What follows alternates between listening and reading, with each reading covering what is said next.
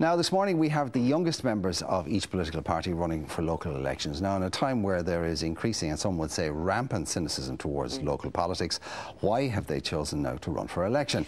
So is this the change that most people are looking for? Are we looking for fresh faces to represent them with a new sense of enthusiasm? Well, David McGuinness from Fianna Fáil, Stephen Fitzpatrick from Labour, Rowan McEadon from Sinn Féin, Tom Raine from Fine Gael and Adam Douglas from the Green Party join us now, and that's left to right for people at home. Adam, I'm going to come to you first. Just thinking before you start, just take a look at them now. Don't they look more like a boy band than politicians? I don't mean to be Louis facetious. Walsh will be on the phone any minute now, lads. Sorry. Adam, I'm going to come to you first. It's not the sort of thing that most young 19-year-old men think of doing. So why are you doing this? Well, basically because I suppose I've always been interested in politics, especially in terms of green politics and the whole green agenda. And I suppose, you know, their possibility is there to run to stand for those policies and to run for election those policies. So I suppose it was a case of why wait, really, when the opportunity came up and a chance to hopefully implement a real difference locally, you know. And are you campaigning on local issues, or are you looking at the wider spectrum of the appalling state of our economic status at the moment? I suppose you campaign on all issues, local and national, you know, because we have huge policy to implement in all those areas, and the more Green councillors to do that, the better. So definitely, you know, you do look at a broad spectrum. And do you expect to win? Well, you know, you never want to be getting into saying you expect to win. Look, we all hope for the best, really, on Friday, and all I can say is that I've canvassed every door in Fermoy, and I hope for the best now, you know, and hope people will choose to make the change on Friday.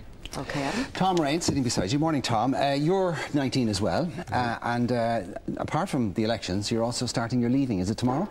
Yep, starting tomorrow, English paper 1. Have you not got enough on your plate?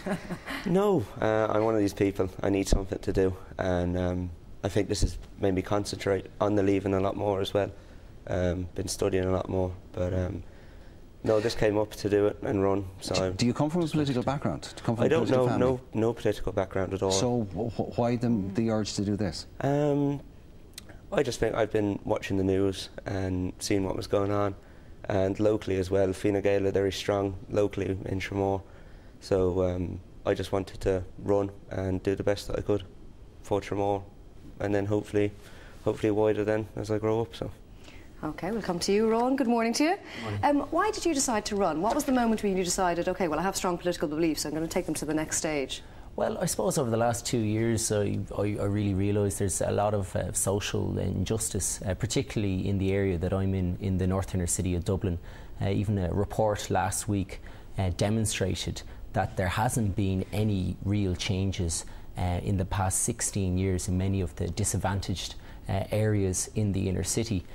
So it's really to tackle those social problems and to give people the right kind of opportunities that they deserve and that they have a right to, and it's really to, I suppose, advocate on behalf of those people. You do come from a politicised background, though, Ron, don't you? Your father's a human rights lawyer. You're a lawyer as well. Yeah, my father is a human rights lawyer, so he would have given me that kind of social ethos, and so would my mother.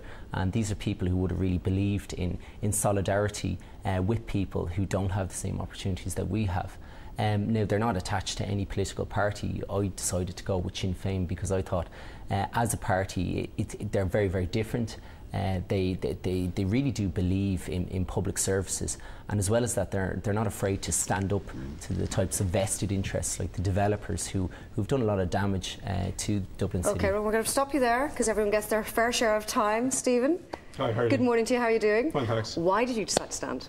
Well, I was involved in student politics for 2 years. I was education officer in IDT in Dunleary.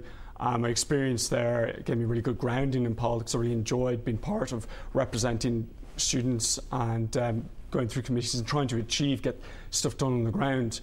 And I decided to run for local government because I didn't want to sit on the fence just giving out about a lot of the things that have been going on the past number of years. I actually want to try and get out there and do my best for the people that live locally, because there's a lot that needs to get done. Why choose Labour? Well, I really respected a lot of people in the party. I'd always had an interest right through school in current affairs and politics, but I really believe people like, you know, Dick Spring, May Robinson, Rory Quinn were very good people as well as politicians, and so that's what really made me decide to join the party. Did you come from a political background? No, I've never had any family in politics. Oh, no. I see. And can I ask you, would Labour be the family political party? No, I don't think so. I mean, well, certainly if you look at Fianna Fáil at the moment, I mean, the Taoiseach Brian Cowan, his father, you know, same with Minister for Finance Brian Lennon, the Taoiseach, they all have family. You weren't being handed a political legacy, then, is what you're basically trying to say. Yes, but I don't think there's any harm in sometimes having some people who have a family background in politics, but when you get such a large proliferation of family in politics, that's not good. I mean, the Dáil Leinster House is meant to represent a diversity of interests and backgrounds. Okay, not dynasties, yes. Okay, exactly. Grant. David, we're going to bring you in. Hey folks, you well? Very well indeed. How are you doing, sir? Did you have a political lineage as such? Was this Not handed at all. on? I was born in Cardiff in Blanchardstown, a predominantly working class estate. My local lollipop lady became a Fianna Fáil councillor. I saw the good work that Margaret Richardson did in my area that I was born and raised in. Now that I left Trinity College, I'm back teaching in the area, and I mean, I'm on residents' associations, I'm on the sports centre committee, etc. And I just cutting out the middleman, get stuck in, get in there, and actually address issues firsthand. Well, the times are tough for you guys at the moment. It must be pretty hard being an aspiring Fianna Fáil councillor in the current climate. Naturally, a lot of the issues at doors are national issues, but I mean, a bit of credibility. What reaction are you getting, honestly, when you knock on the doors, though? Are people telling you to sod off? No, not at all. It's generally mixed. I mean, the fact that we're so involved in our community, I'd be well known out there in the area. My brother runs a local football club, etc.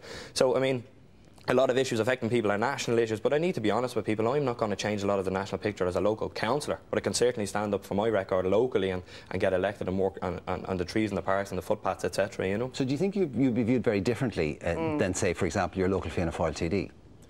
Absolutely. Yeah. I think in local elections you elect one of your own in the community who's active, and I mean the job of our local TD is Minister Brian Lennon. It's very, very different from what I'm going to be up to if I'm elected next Friday. You in the park putting out the cones and picking up the litter and you know, leading I'll do anything actually, to be honest, if it gets me an own vote. Well, guys, thank you very much for sharing. Thank you very much. It's interesting to see what the new generation looks like. It really is. And fair play as well. Better looking than the last lot. Seriously. Think about the boy band idea, and he's a musician too, by all accounts. He could be the yes. So Adam, Tom, Rowan, Stephen and Dave, thank you very much for joining us this morning, and good luck to you one and all. Let us know how you get on. Okay.